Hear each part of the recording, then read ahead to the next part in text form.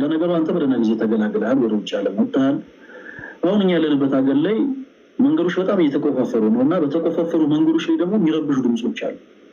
በደንብ አዳምጠኝ እና የሆነ ሰው አጠገብ ይመጣ የሆነ ድምፁ ቀይሮ እኔ አልችልበትም ኢየሱስ ምናምን ይላል እና ሁሉም ኦርቶዶክሳዊ በጣም ነው ቅር የሚሰኘው በዚህ ኢየሱስ የሚለውን ስም ስለጠላ አይደለም በነገራችን ላይ ወይም ኢየሱስ የሚለው ስም ጎርብጦት አይደለም ምናመልከው ክርስቶስን ምናመልከው እኮ ኢየሱስን ግን ትልቁ ነገር ምንድነው የኢየሱስ ስም ሲጠለጠልብን አንወድም የትኛውም ክርስቲያን ለምሳሌ ቴዲሻ አንተ አባትህን ትወደዋለህ የአባትህን ስም በፍቅር ሰው ቢያነሳልህ ደስ ይላል ግን ዝም ብሎ ሰው ሊያለግጥ ሰው ዝም ብሎ ከፍ ዝቅ ሊያረጋግጥ ስሙን የሚያነሳ ከሆነ ግን በጣም ቅር የምትሰማ ሰው ከዛ አንፃር በተረዳቸው መልካም ነው።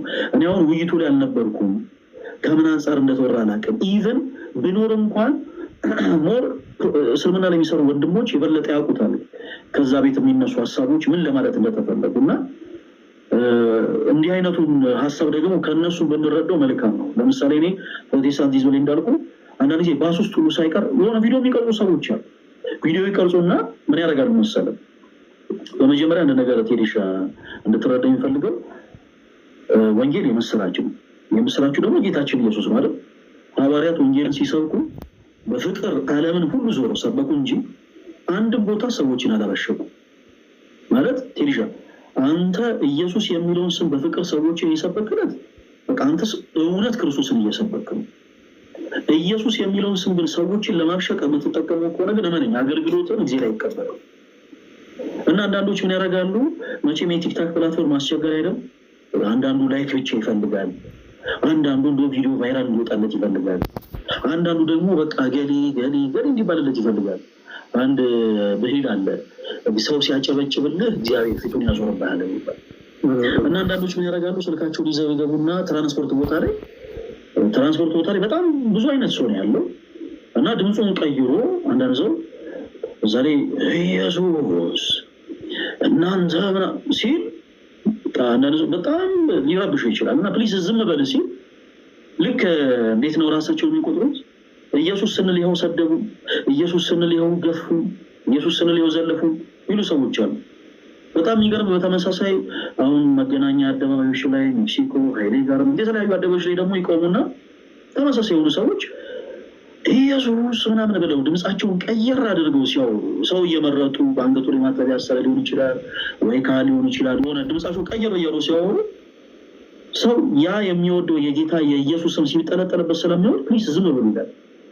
በተመሳሳይ መገናኛ ላይ ትይዣ ፍትሃዊ ሆነ ለመረዳት እዛው አደባባይ ላይ ካህናት አባቶች ህንፃ ቤተክርስቲያን ለማሰራት ሊሆን ይችላል ወይም ደግሞ ኩላሊቱን የታመመ ሰው ለማሳከም ሊሆን ይችላል እና በፍቅር ስለ ጌታችን ስለ ኢየሱስ ክርስቶስ ብላችሁ ሲሉ የትኛውም ሰው አይበሳጭ። የተጠረሱም እኮ ተመሳሳይ ነው። ግን አየህ በፍቅር ሲጠራል ደስ ይላል፣ ሰው ሲያብጠለጥልብህ ደግሞ ደስ አይልም።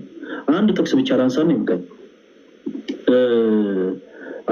የማቴዎስ ወንጌል ምዕራፍ 13 ከቁጥር 54 ጀምሮ ያለቀ በዚህ ክፍል ላይ አንዳንድ ሰዎች ሁሉም አይደሉም አንዳንድ ፕሮቴስታንቶች ድንግል ማርያም ሌሎች ልጆችን ወልዳለች ለማለት የሚሰጡት ጥቅስ ነው እና ምን ይላል ክፍሉ እዛ መጽሐፍ ቅዱስ ክፍል ላይ ይህ የጸራቢው ልጅ ዮሴፍ ልጅ አይደለምን ይላሉ በክርስቶስ ያላመኑ ሰዎች ማለት ነው።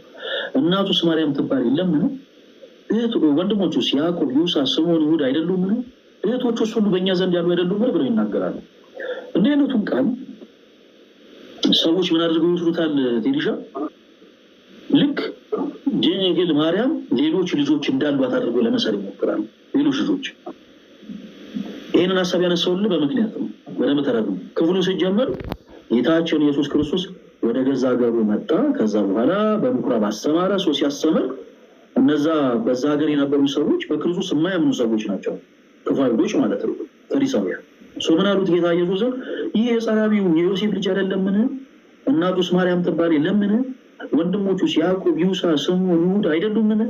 እህቶቹስ ሁሉ በእኛ ዘንድ ያሉ አይደሉምን ብለው ተናገሩ። ይህንን ቃል ሰዎች በመሳሳት በመሰናከል ያው ድንግል ማርያም ሌሎች ልጆች አሏት ለማለት ይጠቀሙታል። ሰዎች በክርስቶስ ያመኑ ሰዎችና በክርስቶስ ያላመኑ ሰዎች ንግግራቸው ምን ያክል የተለያየ እንደሆነ ላሳይ ነው ትንሽ። እኛ ክርስቶስን አዎ የማርያም ልጅ እንለዋለን። ግን እኛ የማርያም ልጅ ስንለው አይሁዶች የማርያም ልጅ ሲሉት ይለያያል። እኛ በክርስቶስ የምናምን ሰዎች ኢየሱስን የማርያም ልጅ ስንለው ያለ ዘራ ብሲ ከግብረ መንፈስ ቅዱስ በድንጋሌ ሥጋ በድንጋሌ ነፍስ ጸንታ የኖረች እመቤታችን ቅድስት ድንግል ማርያም ጸንሳ የወለደችው ተራ ሩቅ ብእሲ ሳይሆን ፍጹም አምላክ ፍጹም ሰው የሆነ ጌታ ኢየሱስ ነው እያለ ነው። ክፉ አይሁዶች ደግሞ ለማቃለል ምን እናውቀው ይሄ አወቅሽ ነው ማለት ነው። ትንሽ አገጥሞ ያውቀው ለምሳሌ አንተ የሆነ ድሮ የሚያውቁ ሰዎች የሆነ ስኬት ላይ ስደርስ ጠብቀው የሆነ አይሱን ማን አውቃለን አብረን እንደዚህ ያሰለብሰው ምናምን ለማለት ይሞክራል። እና ባደገበት ሀገር የነበሩ ሰዎች ስለነበሩ ምን እናውቀው የለም ምን አባቱ እኮ ዮሴፍ ነው የንቀት ቀን ምን እናቱ ማርያም ትባል የለ እንዴ ወንድሞቹ ያዕቆብ ዮሴፍን እንዳደረገው እንዴ እያሉ የንቀት ቃል ተናገሩ። ሐዋርያው ሲጽፍ ምን ይላል መሰለ ቁጥር 55 ላይ እንዲህ በማለታቸው ተሰናከሉበት ይላል። እንዲህ በማለታቸው ምን ባላታቸው የጸራቢ ልጅ አይደለም ምን እናቱ ማርያም ትባል የለም ምን ወንድሞቹ ያዕቆብ ዮሴፍን እንዳይደሉም ምን እህቶቹ ሁሉ በእኛ ዘንድ አይደሉም በማለታቸው ምን አሉበት ይላል ተሰናከሉበት ይላል። ከዛ በኋላ በጣም የሚገርም ነገር የንቀት ቃል እንደተናገሩ የሚናገረው ጌታችን ኢየሱስ ራሱ ጌታችን ኢየሱስ ክርስቶስ ቁጥር 57 ላይ ስትመለከት ምን ይላል ባለማመናቸው ምክንያት ምንም አይነት ተአምር ሳያደርግ ሄደ ይላል። ከዛ ከፍ ይልና ምን ይላል መሰለ የንቀት ቃል ስለተናገሩት ራሱ እንደዚህ ይላል ነብይ ከገዛ ሀገሩ በቀር ሳይከበር አይቀርም አላቸው ይላል። ማለት ይተከበር ነብይ በሀገር ነብይ በገዛ ሀገሩ አይከበርም ማለት ነው። ስላላከበሩት የንቀት ቃል በሱ ላይ ስለተናገሩ ጌታችን ኢየሱስ ክርስቶስ ይሄንን ሐሳብ ተናገረ በዚህ መጽሐፍ ቅዱስ ክፍል። አይሁዶች ክርስቶስ ኢየሱስን የማርያም ልጅ ሲሉትና እኛ በክርስቶስ የምናምን ሰዎች ኢየሱስን የማርያም ልጅ ስንል እንደምንለያይ ሁሉ በክርስቶስ የሚያምኑ ሰዎች ኢየሱስ ብለው ሲጠሩትና እኛ በክርስቶስ የምናምን ሰዎች ኢየሱስ ብለው ስንጠራው ስለምንለያይ ከዛ አንፃር በተረዳው መልካም ነው ላይ ነው። ቃለ ሕይወት ያሰማል። በጣም እኔ በጣም ነው ተመቻችሁ። በተለይ ብዙዎቹን ያላየሁም እስካሁን ባለው ሁኔታ ግን ስለሆነ ለመናገር ትህትናችሁ በጣም ነው ተመቸኝ። ይሄ ደግሞ የሰው ልጅ ደግሞ ትሁት ሲሆን አእምሮ እንዴት መሰራችሁ የሚሰራው የሰው ልጅ አእምሮ አሁን አንተ ትሁት ስትሆን ሳይወድ በግድ አእምሮን እንድከፍት ታደርገኛለህ። ትህትና ለአንተ አይደለም፣ ትህትና ለምትሰብከው ለቃሉና ባሪያ ለሆንክለት ለአምላክ ነው አይደለም። እሱ ነው ትሁት ያደረገው። ዋናው አንተ ቧንቧ ነው። አንተ የእግዚአብሔርን ቃል የምታስተላልፍ ለምሳሌ ቧንቧ ስከፍት ውሃ ይወጣል። ቧንቧ ውሃ ማስተላለፊያ ነው። ሰዎች ቧንቧን አይደለም የሚጠጡት ነው። የእግዚአብሔር ቃል በአንተ ውስጥ ነው የሚያልፈው። አንተ ግን ቧንቧ አስተላላፊ ከተበላሸ ሰዎች ይታመማሉ። እኔ የምረዳው እንደዛ ነው። እና አንዳንድ ጊዜ የንግግር ራሱ ጥበብ ያስፈልጋል ብዬ አስባለሁ። አንዳንዴ በተለይ መንፈሳዊ ነገሮችን ለመናገር የሚሾሙ ሰዎች ሁሉም ሰው ሰባኪ ምን አይመስልም። አንዳንዱ አስተርጓሚ ሊሆን ይችላል፣ አንዳንዱ መባ ሰብሳቢ ሊሆን ይችላል፣ አንዳንዱ ዘማሪ ሊሆን ይችላል፣ አንዳንዱ ከበሮ ሲይዝ ያምርበታል፣ አንዳንዱ በገና ሲደረድር ያምርበታል። አስቸጋሪ የሚሆነው በገና ሲደረድር የሚያምርበት ሰውዬ ብስበክ ያለ ሰዓት ነው፣ ወይም ደግሞ ያለ ተሰጧችን ቦታ ስንቀያየር። እኔ እንደዛ ነው የምረዳው። ሙሴ ለምሳሌ እግዚአብሔር ሲልከው ወደ ፈርዖን እኔ መናገር አልችልም ማለት ነው። ተሰጥቶን ያውቃል፣ ኮልታፋ ነኝ አለ። እግዚአብሔር ኮልታፋ እንደሆነ ያውቃል። ነገር ግን ኮልታፋ እንደሆነ አላውቀውም። አሮን የሚባል ሰው ልትላለህ አለ።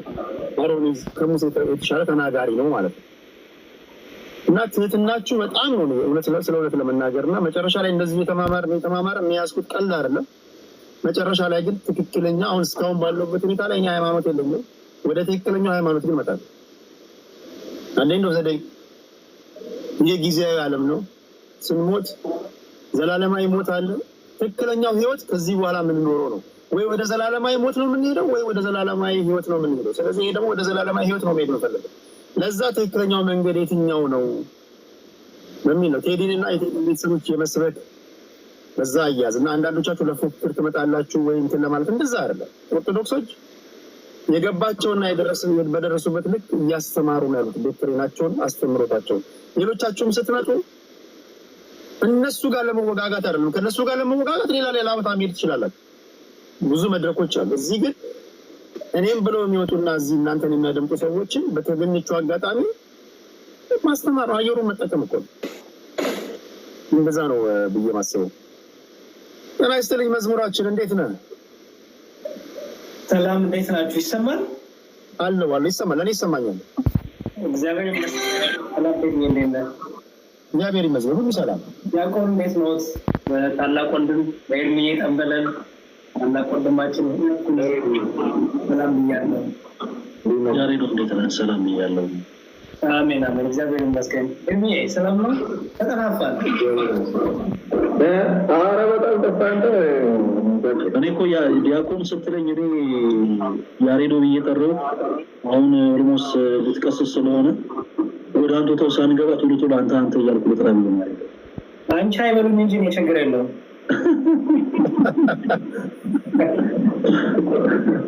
እንግዲህ እንዴት ነህ? የበረታከው ሰላም ነው?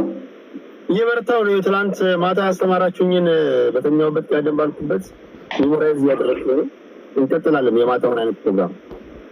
አይ እንዲያውም ደህና ሰው አላገኘህም እኮ እኔ በጣም ብዙ አሉ። የእውነት ዲያቆን ፈለጋም የሚል ጎበዝ ነው። ሌሎችም አሉ በጣም ያስተማሩ ወንድሞች ታላቅ ወንድሞች